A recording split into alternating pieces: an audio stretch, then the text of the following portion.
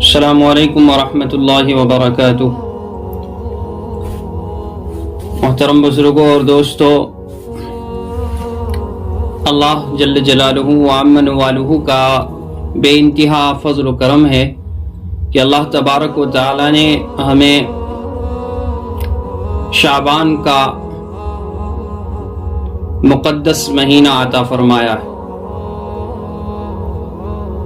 محترم بزرگوں، شعبان اسلامی سال کا 8واں مہینہ ہے جو 2 مبارک مہینوں رجب اور رمضان کے درمیان میں آتا ہے، جس سے اس کی فضیلت میں مزید اضافہ ہو جاتا ہے۔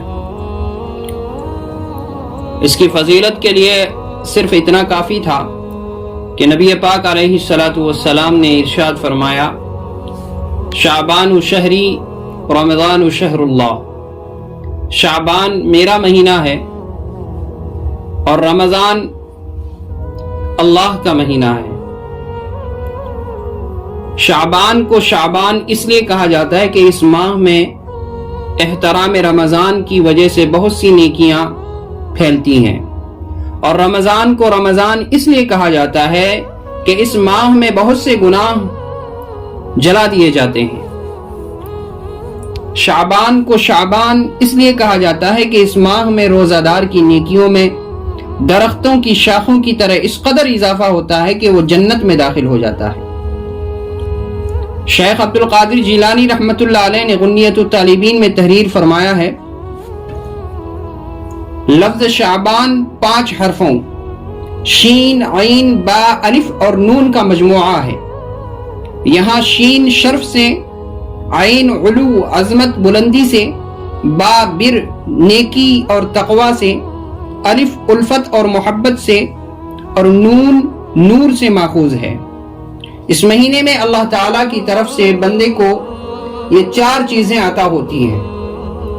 یہ وہ مہینہ ہے جس میں نیکیوں کے دروازے کھل جاتے ہیں اور برکات کا نزول ہوتا ہے، گناہگار چھوڑ دیے جاتے ہیں، برائیاں مٹا دی جاتی ہیں، اور مخلوق میں سب سے افضل اور بہترین ہستی حضور نبی کریم صلی اللہ علیہ وسلم کی بارگاہ میں کثرت سے ہدیہ درود و سلام بھیجا جاتا ہے۔ میرے محترم بزرگوں اور دوستوں، اللہ رب العزت نے جس طرح سے بعض چیزوں کو بعض پر فضیلت و رتبہ سے نوازا ہے، جیسا کہ مدینہ منورہ کو تمام شہروں پر فضیلت حاصل ہے، وادی مکہ کو تمام وادیوں پر، زمزم کو تمام کنووں پر، مسجد حرام کو تمام مساجد پر، سفر معراج کو تمام سفروں پر، ایک مومن کو تمام انسانوں پر، ایک ولی کو تمام مومنوں پر، صحابی کو تمام ولیوں پر، نبی کو تمام صحابہ پر، رسول کو تمام نبیوں پر، اور رسولوں میں تاجدار کائنات حضور نبی کریم صلی اللہ علیہ وسلم خاص فضیلت کے حامل ہیں۔ اللہ رب العزت نے اسی طرح بعض دنوں کو بعض پر فضیلت دی ہے۔ یوم جمعہ کو ہفتہ کے تمام ایام پر، ماہ رمضان کو تمام مہینوں پر، قبولیت کی ساعت کو تمام ساعتوں پر، لیلۃ القدر کو تمام راتوں پر، اور شب برات کو دیگر راتوں پر فضیلت دی ہے۔ احادیث مبارکہ سے شعبان المعظم کی 15ویں رات کی فضیلت و خصوصیت ثابت ہے، جس سے مسلمانوں کے اندر اتباع و اطاعت اور کثرت عبادت کا ذوق و شوق پیدا کرنے کی ترغیب ملتی ہے۔ عرف عام میں اسے شب برات یعنی دوزخ سے نجات اور آزادی کی رات بھی کہتے ہیں۔ لفظ شب برات احادیث مبارکہ کے الفاظ اتقاء من النار کا بامحاورہ اردو ترجمہ ہے۔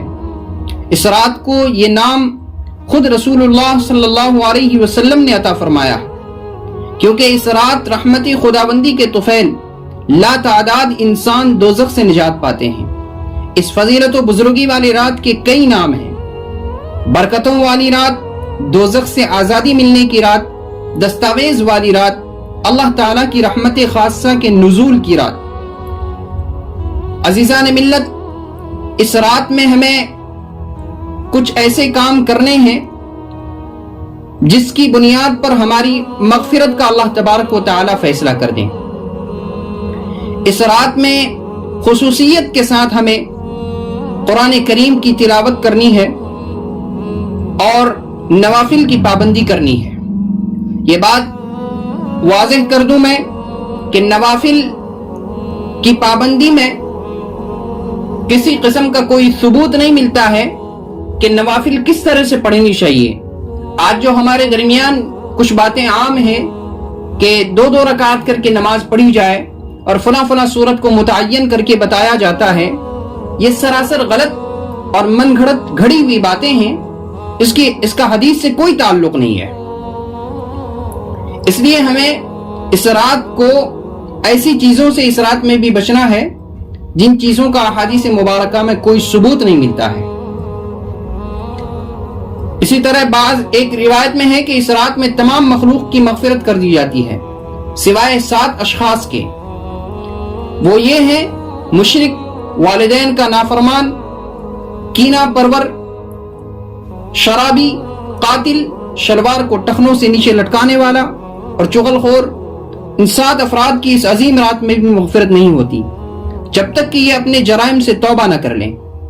हजरत अली रजी अल्लाह अन्हु से एक रिवायत में मनकूल है, अन अली इब्न अबी तालिब रजी अल्लाह अन्हु इज़ा कानत लैलतुन निस्फ मिन शअबान फक़ूमू लैलहा वसूमू नहारहा, कि इस रात में इबादत किया करो और दिन में रोजा रखा करो। इस रात सूरज गुरूब होते ही अल्लाह तबारक व तआला अपने बंदों की तरफ मुतवज्जह होते हैं और ऐलान होता है कौन है जो गुनाहों की बख्शिश करवाए, कौन है जो रिज्क में वसाअत तलब करे, कौन मुसीबत ज़दा है जो मुसीबत से छुटकारा हासिल करना चाहता हो। इन अहादीस करीमा और सहाबा किराम और बुजुर्गान दीन के अमल से साबित होता है कि इस रात में 3 काम बहुत ही अहम है जो हमें करनी चाहिए। नंबर 1, कब्रिस्तान जाकर मुर्दों के लिए ईसाले सवाब और मगफिरत की दुआ की जाए। लेकिन ये बात याद रहे कि नबी करीम सल्लल्लाहु अलैहि वसल्लम से सारी हयात मुबारका में सिर्फ 1 मरतबा शब बारात में जन्नतुल बकी जाना साबित है। इसलिए अगर कोई शख्स जिंदगी में 1 मरतबा भी इत्तिबाए सुन्नत की नीयत से चला जाए तो अजर व सवाब का बाइस है। लेकिन फूल, पत्तियां, चादर चढ़ावे और चिरागा का एहतमाम करना और हर साल जाने को लाजिम समझना, इसको शब बारात के अरकान में दाखिल करना, ये ठीक नहीं है। जो चीज नबी करीम सल्लल्लाहु अलैहि वसल्लम से जिस दर्जे में साबित है उसको उसी दर्जा में रखना चाहिए। इसका नाम इत्तिबा और दीन है। दीन अकल से नहीं बल्कि नकल से चलता है। हमारे अकाबिरीन से जो बातें हम तक पहुंची हैं, सहाबा किराम ने अकाबिरीन तक पहुंचाया, अकाबिरीन ने हम तक जो बातें पहुंचाई हैं, उन बातों पर अमल करने का नाम दीन है, न कि हम अपने बाप दादा के जमाने से जो चलता आ रहा है उस पर अमल करने का नाम दीन है। इस रात में नवाफिल, तिलावत, जिक्र और अज़कार का एहतमाम करना, इस बारे में ये वाज़ेह रहे कि नफल एक ऐसी इबादत है जिसमें तन्हाई मतलूब है। ये खलवत की इबादत है, इसके जरिया इंसान अल्लाह का कुर्ब हासिल करता है। लिहाजा नवाफिल वगैरह तन्हाई में अपने घर में अदा करें, इस मौका को गनीमत जाने। अगर नवाफिल अदा करने में घर में किसी किस्म की कोई रुकावटें आती हैं तो आप मस्जिद में आकर नवाफिल अदा कर सकते हैं, लेकिन ये बात भी जहन में रहे कि आप मस्जिद में जिस मकसद के लिए आए हैं उस मकसद को आप अपने ज़हन और दिमाग में बिठाए रखें। ऐसा ना हो कि आप मस्जिद में इबादत की गर्ज से आए और जवानों की अलग टोली बनाकर, बूढ़ों की अलग टोली बनाकर, बच्चों की अलग टोली बनाकर सब कोई अपने अपने ग्रोह में बैठ करके गुफ्तगू और दुनिया की बातें शुरू कर दें और इस तरह से इस रात की इबादत से महरूम हो जाएं और अल्लाह की मगफिरत का जो वादा है उससे महरूम हो जाएं। ये बहुत बड़ी महरूमी की बात होगी हमारे लिए।